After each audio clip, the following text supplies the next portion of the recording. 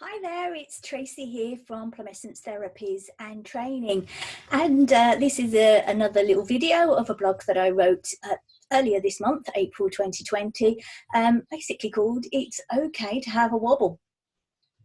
Basically, the blog was written as a compilation of things that I'd been saying to my clients and friends and family that had been messaging me, texting me, phoning me, basically telling me that they felt like they were on a bit of a roller coaster of emotions and that they were having wobbles, feeling very unwell, and feeling selfish at being angry at the situation that they'd found themselves in. I have to admit as well that I've had tough days and I have shed a lot of tears. I've also had those wobbles and roller coasters of emotions. 1 minute feeling scared about the future, and then one moment I'm then full of ideas. This is what I'm going to do in the future. This is what I'm going to stop doing. This is what I'm going to start doing. And then the next moment, not even the next day, just completely losing motivation and wondering why I'm bothering. And then I perk up again. And so it's been going on. I honestly feel that only in the past couple of days have I really stabilized and put a bit of a plan of action in place, and feeling motivated today to sort of try these videos out and see how it works.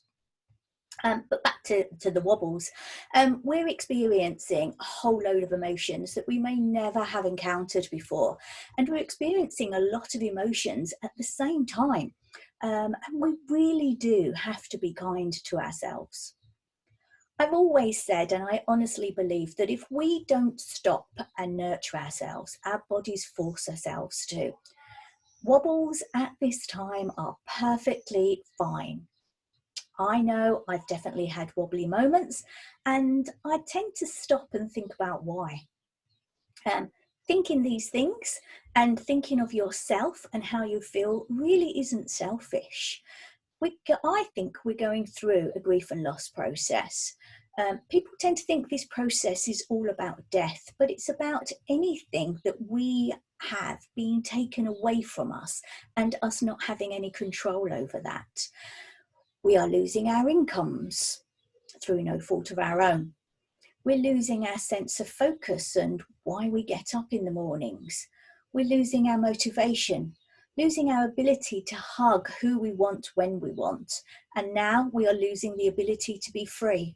And that is hard to cope with. It's all overload and overwhelm. And it's allowed that it can tire us and exhaust us and give us those wobbles.